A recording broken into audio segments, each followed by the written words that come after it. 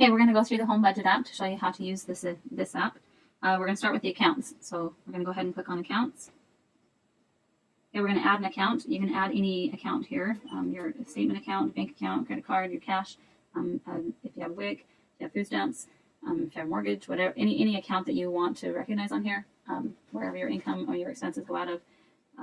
Anyway, you don't put that account on there. So we're going to push the plus sign. We're going to add a statement account. So we're going to do the type as statement. And we're going to name it our current year statement. So we'll just say 2016 statement. And you want to get your balance as of end of February or whenever you're starting this. So we're going to say our balance was $562 at the end of February, so March 1st, 2016. Go ahead and save that. Now you can set up several accounts in, so we're going to set up more than one statement account. So maybe I have my previous statement balance so we're going to again name it statement so that it categorizes it together. Maybe I have a debt on my previous statement balance at the top of my statements of $2,326. So I want to change that to a negative because it's a debt, and then save that. And it was as of January 1st, 2016. Go ahead and save that. I'm going to set up some pledge accounts as well so that when I make a pledge that I can keep track of that. So again, it's just a statement account. And we're going to say the emergency fund.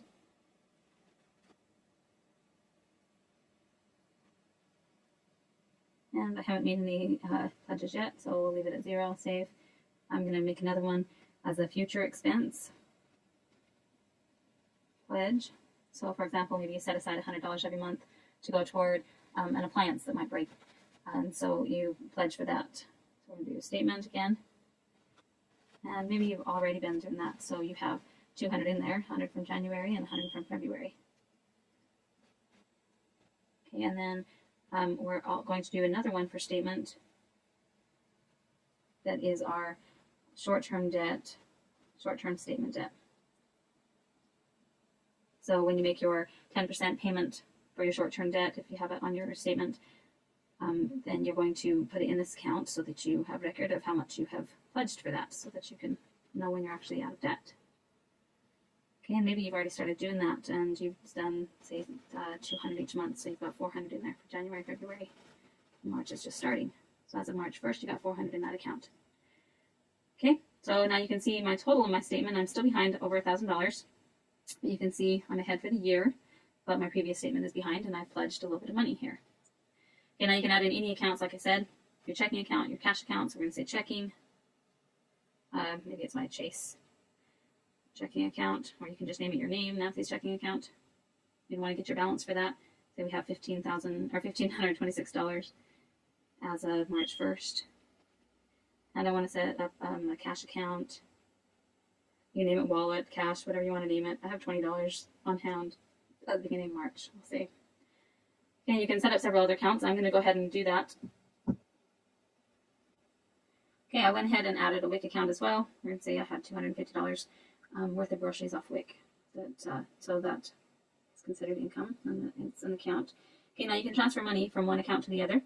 So let's say I need to transfer some money out of my checking account onto my statement. So down at the bottom left-hand corner, there's two arrows pointing opposite as each other. Click on that. Transfer date. You want to just say what day you're going to transfer that. Maybe it's on the 1st of the month. You're transferring it from your checking account, and you're transferring it to your statement. The amount is $500. And maybe you're transferring this for your food budget at John's Market, or whatever you're transferring it for. Go ahead and hit the transfer button, and then go back. And now that has come out of my checking, and it's on my current 2016 statement. Okay, so you can also do a recurring transfer if it's something that automatically transfers. Then you can do a recurring transfer down at the bottom. Right next to that with the R underneath it, click on that, do a plus sign, and you just go through and enter in description from the account exactly the same as the other. The amount, how often it occurs, the date that it starts on, and you want to do on that due date. Okay, I'm not going to do that because I don't have any recurring transfers. I'm going to leave that not on there, but it's an option. Okay, so we're going to go back out of our accounts. And now we're going to create our budget. So go into the budget button. And first thing, down at the bottom right-hand corner, there's a little wheel. Click on that. That's your settings. You want this to be on your monthly view. So go ahead and click on monthly, push OK, go back to your categories, and then go back to your home screen, get back into budget. So now it's reset for that. If you look at the top, now it says March 2016, and you can scan between the different months. Okay. All right. So first thing is you want to, and we have a list of all the categories in the handout that we handed out today for the class. It's in the slide packet that says budget categories, and there's a full list. You're going to want to go through that list and enter in all of the core categories in this section. So in order to do that, you go to Edit up at the top right-hand side. And these are the ones that came on the app automatically. You can, as you can see, you can delete any of them. You can edit them by pushing the green arrow. So on home rent, push the green arrow. Then you can change the name of that to housing or whatever you want it to be. If you can get your fingers to do what you want it to do. Okay, and you can change the little picture icon or whatever you want. Anyways, you can also move these up and down. On the right-hand side, the three gray lines, if you hold that down, then you can drag these and move them around wherever you would like them to go. So first thing is I want you to go through on your budget categories and do all the core categories like we have in our example. So for example, we have food first. So we'll go ahead and take the food up to the top. Then we have housing, then we have utilities, and then we have transportation. So we're going to take the car auto up there. You can change that to transportation.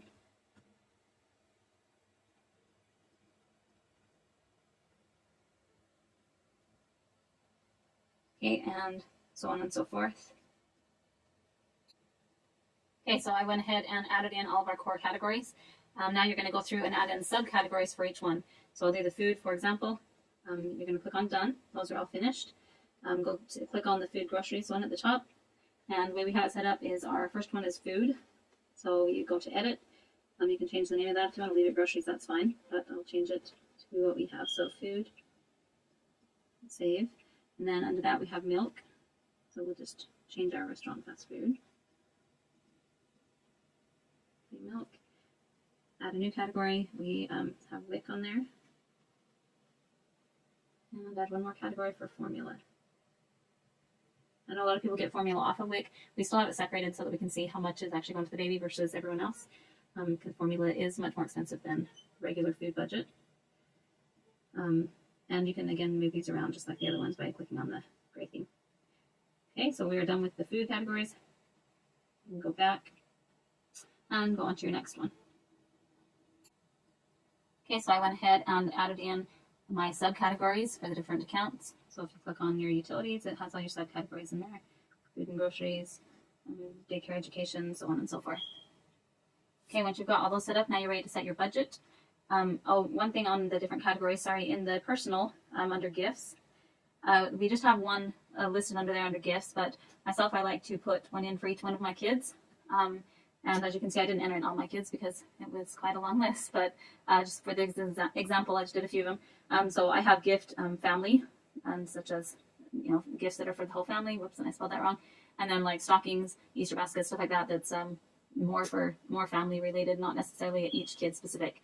And then I also have each person a category for them. That way I know how much I'm spending on each person, and I know which months to budget when their birthday is. So I know, okay, this kid's birthday's in May, so I need to budget extra money for them specifically. It doesn't get spent on the wrong kid or anything. Anyway, so that's the only change that I made anyways for the budget categories. You can do that however you want, as long as you have it in the right main category. Okay, so now we're going to go ahead and set our budget. We'll just do one category as an example. So we'll go through and do utilities. Okay, so we have all the different categories in utilities. So you go into each one, electricity. It's a variable expense, may not be the exact same amount each month. You're going to set your budget amount for the average of what you think it might be. So we'll just say it's $110 every month for electricity. And it's a monthly bill and starts on March 1st of 2016. Okay, go ahead and save that. Now if you go back into that same expense, down at the bottom, a budget override words come up. You can click on that and it'll now let you change the amount for each month. So maybe your winter months are more expensive than your summer months. So maybe in June it goes down, it's only $80. Click on the save button there as well. If you don't click on that blue save button, then it will not save it on that. Anyway, so you'd go through and I would look at previous years, just your last year's statement or something, and kind of so you can get an estimate of what it will be each month if you want to do that. And then go down to your winter month. Maybe it's a little higher in your winter months. So you can adjust it for that. Okay, just go back, click on cancel. Now as you flip through the months, that amount will change as you get to those months that you change that amount. And go down to December, it gets higher. Okay, go through and do that for each one of these categories. Okay, I went ahead and entered in a budget for the other categories. Pest control, for example, only happens every few months. So if you scan through the months, you'll see all of a sudden pest control will show up. And then it'll go away and my alarm shows up. And anyway, and it goes away. So, for example, with my alarm company, it only happens once a year. So when I enter that budget in, I click on alarm. I have it set at 0 because it's 0 every single month. And then in my budget override, I went to the month that it happens and put that amount in. If I want that amount to be dispersed evenly throughout every month of the year, I can change it. Instead of doing it that way, I can put the amount in there. So it's $120, save, and it hits on July 1st of 2016, and instead of monthly, it is yearly. So I can click on yearly, and it will automatically divide that. Oh, start date required, sorry. So you want to go in and start the start date, July 1st. Okay, go ahead and save that, and whoops. So now that alarm shows up at $10 for each month, starting in July, because I put July as my start date. So I guess if you want it to start in the January, then you put January. But it's divided between the 12-month period, and it starts in January or in July because that's what I put in there. But if you want to pay that all in the month that it's due, then you would do it the way I showed you originally. Okay, so I have my budget in there. Oh, sorry, one more thing in utilities. Down at the bottom, we have a utility reimbursement. Is what that category is for is if someone lives in your basement and they pay you, they refund you part of your utility bills. So you have in there your utility bills, and then maybe they pay you and then we'll say $120 every month for utilities. My buttons don't want to work. But they're paying it to you, so you're going to want that to be a negative amount because you're not paying it out. And it's monthly, starts March 1st. So you can save that, and it'll show up there as a negative amount. So it'll take that amount off of your budget because they will be paying that to you. So that's how you would set it up if someone was going to reimburse you for something like that. Okay, now you go back, you're going to set up your budget for all of your categories, and we'll go ahead and do that. Okay, we went ahead and added in a budget for all the different categories. This is just an example of rough estimate. So we're budgeting that we are going to be spending over $4,000 this month. So this may have been a pretty high budget. Sorry, I just kind of threw some numbers in there. Anyway, so we have our budget all created. We're going to go back now and go into the next section is our income. Now, one downfall to this app is you cannot budget your income. So you will just have to do that manually and make sure that you actually make the amount that you're supposed to be making each month, that you're getting all your hours in. As far as your income, though, you just enter that in as it comes through. So you go to the plus sign. We're going to enter in an income. We'll say that you get a food check. You get it on the 1st of each month. The amount does vary, so I'm not going to do this as a recurring income. So we're going to say this month we got $950, and it goes into our checking account. Go ahead and save that, and it puts our income up there. For a recurring expense or a recurring income, go down to the bottom left-hand corner to the R, click on that, and it brings up the recurring income. Push the plus sign, and for example, your husband's contribution or your spouse's contribution. So you could put your description. So I would just put Nick's contribution, and whatever that might be, however much he's paying on your house or paying for your meat or whatever he might be buying for your household. Anyways, whatever his contribution is, his total contribution. So we're just going to throw an amount in there. We'll say he does $650 or so. Okay, save that. He does the same amount every single month, so we're going to put every month It starts on the 1st of every month. You want to do on due date. Sorry, it won't let us go back because it's a recurring, so we'll just do it on the 5th of every month. Do save. Well, sorry about that. We want to do the end date as no end on the due date. Add the income to. We're actually going to set up an account for him. I should have done this back in accounts, but we're going to name an account his thing. So we're going to do next contribution. Okay, and type. You can just name it the same thing if you want.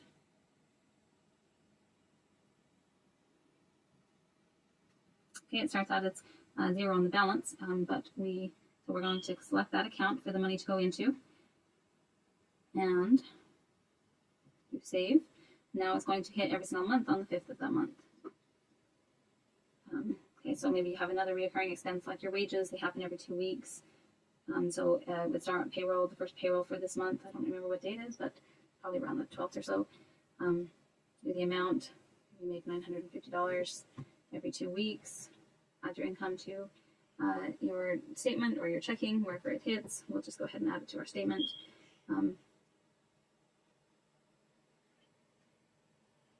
I did not enter this as a recurring expense. So it's just in there as that.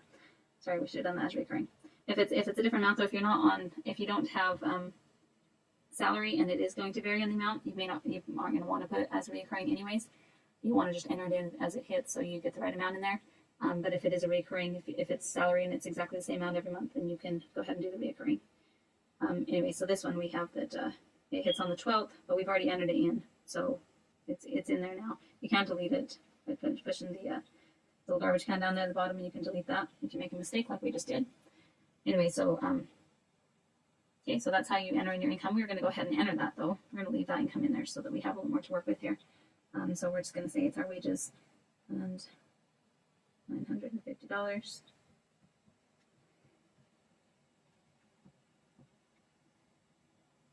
And it goes on our statement. We're just going to put that it hits today so that we have something to work with here. Okay, all right, so now we have a little bit of income. So we haven't made any expenses yet, so we still have all that income. We budgeted $4,000, so we better have a lot more income coming through than what we have on there. But that also includes the husband's contribution, because in our budget we did put our housing expense, the mortgage of $1,500. So once you take his portion out of that, it's going to help a lot. Anyways, and of course these numbers might be totally off. We're just doing an example here. So now we're going to go ahead and go into expenses. Oh, another income, sorry, let's go back to income. Another reoccurring income, if you are on WIC, which we put in your budget that you was. So we're going to put a WIC amount. That would be a reoccurring income. So we're going to go into reoccurring, and say you're probably going to get about the same amount each time unless you have a baby or something and the amount changes. So we're going to say that you get $250 in WIC every single month. And it would start on the 1st of each month, but that due date is passed, so we'll just go ahead and start on the 4th. No end date.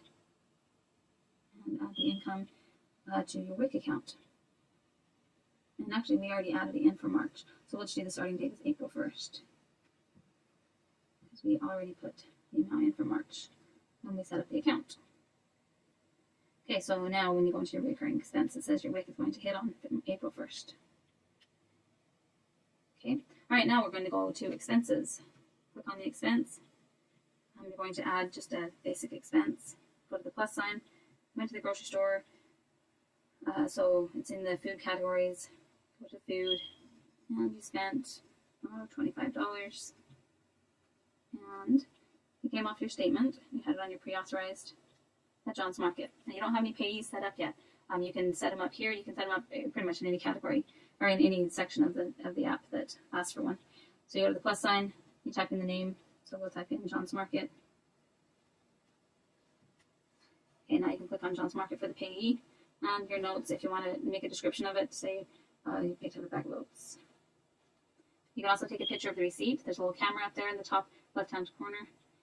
You can access your camera. And I don't have a receipt in front of me, so I'll just take a picture of this for the receipt. Use that photo, and it puts a picture of the receipt on that. When you click on the receipt, you can zoom in to get many different sizes. Click on Save, and now that expense is in there. You can edit it at any time if you realize you entered something wrong or whatever. Just click on it and you can make changes to it and save it. Okay, now we're going to add another expense that maybe you went to the grocery store, but this time you bought some cleaning supplies and some diapers and some tissue and other things along with your groceries. So you have several different categories all in one receipt. So how you're going to enter this in is you go to the split categories, right underneath the category subcategory. Click on that. We're going to say that we spent $15.20 on diapers. Go to personal, to your diapers. And then you spent $10.15 on tissue, personal, toiletry, and hygienes. Then you spent $21.03 on a great big thing of laundry soap. So you got your cleaning supplies going to personal, cleaning supplies. Okay, and then you also bought some food while you were there. And you got $63.15 worth of food. So you got your food, groceries, food. Anyway, so on. So you can enter as many different categories as you need to.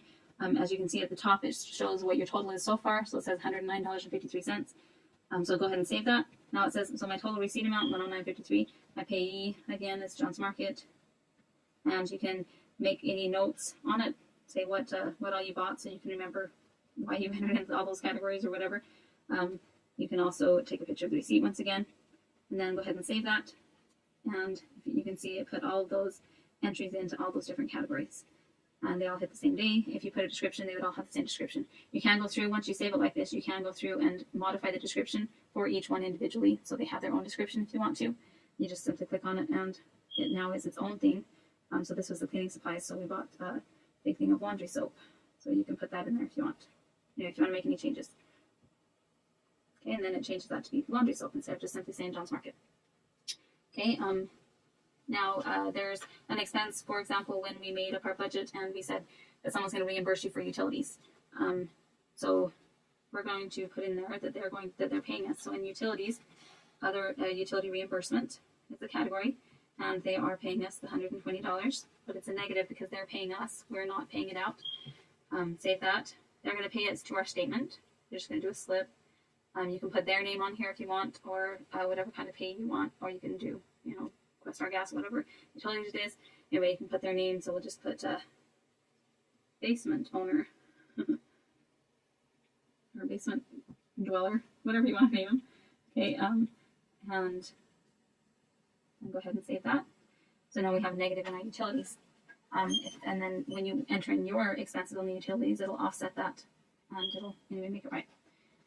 Okay, we're going to go to a reoccurring expense. So, for example, your mortgage payment. You have, okay, we're going to get out of that. So, a recurring expense down at the bottom left-hand side, there's an R. Click on that, that's your recurring expense. Go to the plus sign. We're going to do our mortgage. So, you have your housing, your mortgage. Say we budgeted the amount was $1,500 every month. But we also put on there, some of it's going to come from your husband, some of it's going to come from you. So, we're going to do two separate transactions. We said that 650 of it was from your husband. So we're going to go ahead and do 650, or from somebody else, not anyway, but someone else is going in on that. So 650, it occurs every month on the due date, never ends. It pays from their account that we set up, makes contribution. The payee, we're paying Fidelity Funding or Alliance Investments or whoever you have your mortgage through.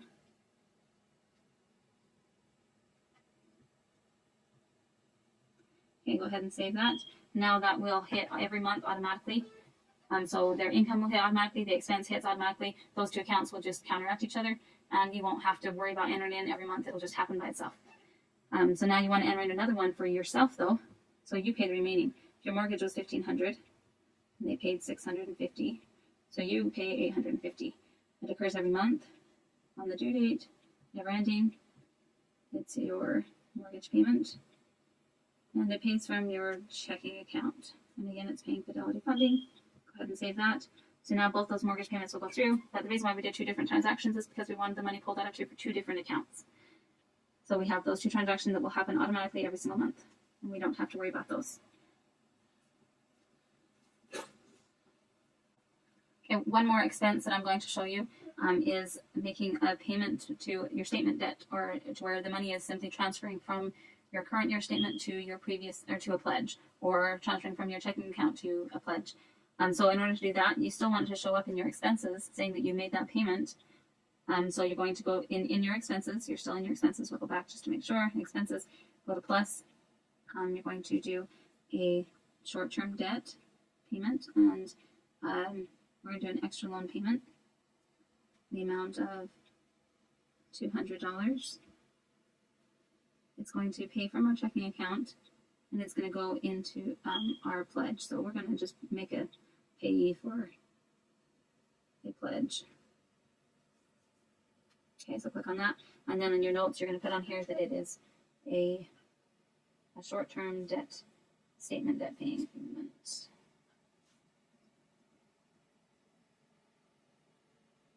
Okay, go ahead and save that. Actually, sorry, from the account, we're going to actually select no account.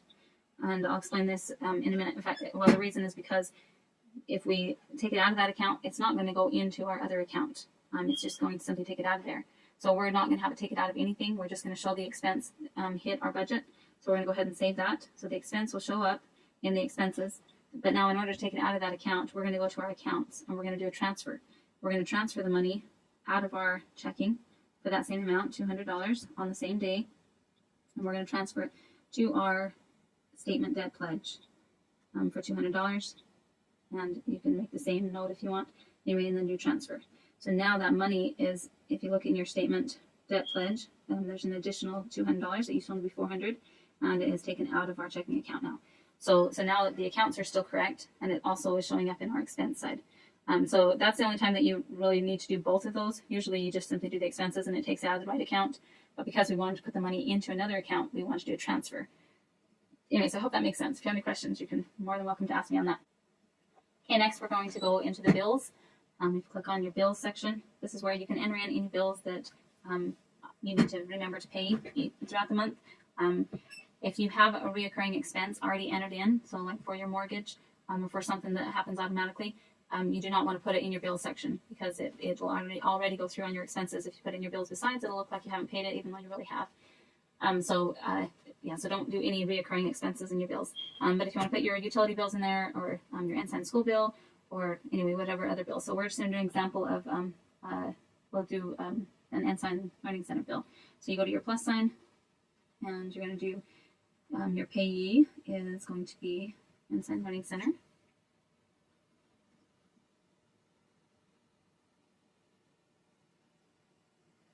The bill amount, we'll say your school tuition is $90 a month. I don't remember what I budgeted, but we'll just say it's that for now. And it's due on the 20th of every month. Okay, so you can save that. And I just did, that was just a simple bill, a single bill. You can do a reoccurring bill, which on that you may want to do because it is pretty much every month, except for the summer months. So anyway, if you want to do a reoccurring bill, you can. And it's the same way. There's an R down at the bottom. You push on the recurring, and you enter in a recurring bill. And that's anyway the same way as the other stuff. So I'm not going to enter that in, but it makes so that will happen each month. Okay. So bills are pretty basic, straightforward. As you can see, we entered a bill in on the 20th. You click on the 20th. It shows what bills are due that day. When the time comes for you to pay that bill, click on that day, click on the bill, and down at the bottom it says make payment. So you can go ahead and make that payment, enter in your category. So that's daycare education, school tuition. That's going to pay from your checking account. And you can put that it's March tuition.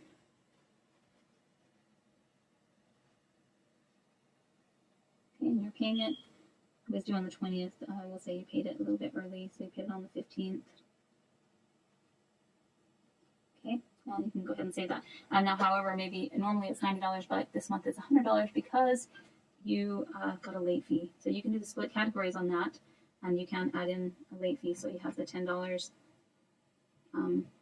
for a late fee, which I would say a late fee is definitely a stupid budget item.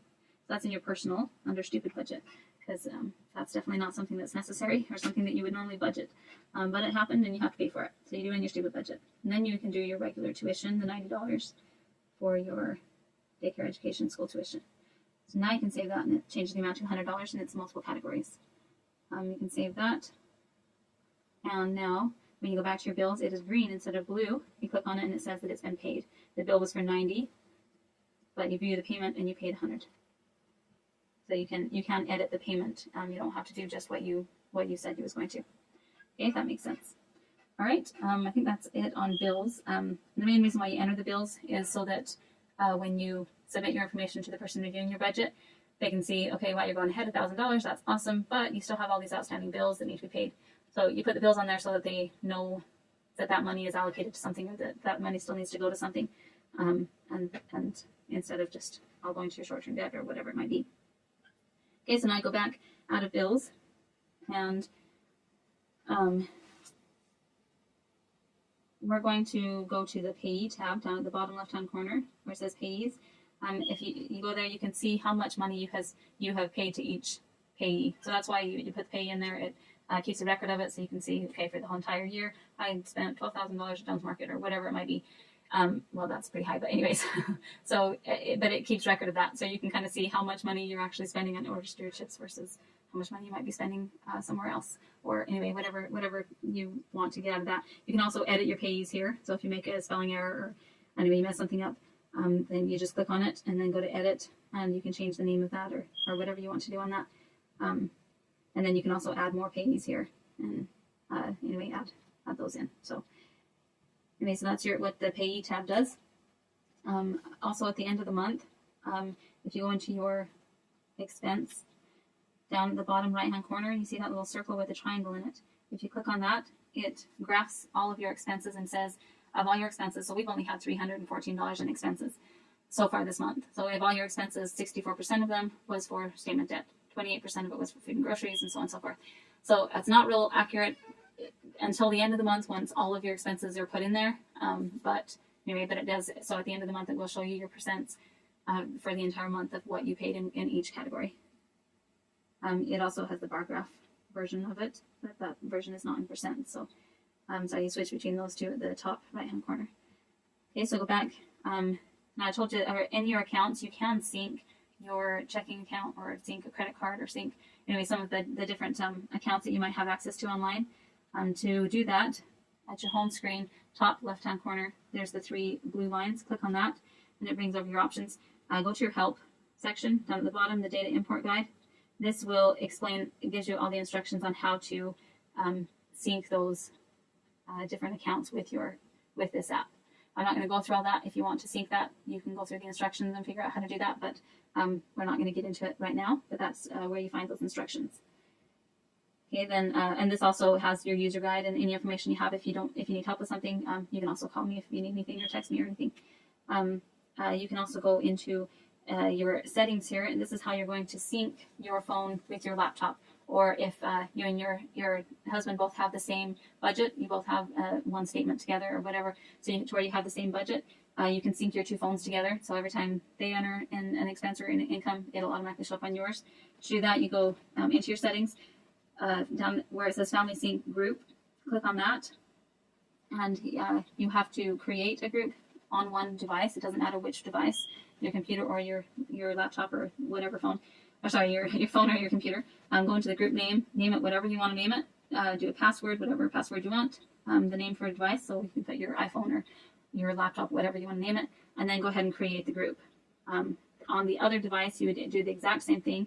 You go and do the same group name, the same password. You can name that device though, so it would have a different name, and then join the group. So one device you create the group, one device you join the group. That'll sync the 2 devices together and make so that everything will show up on each other's devices that the other one enters.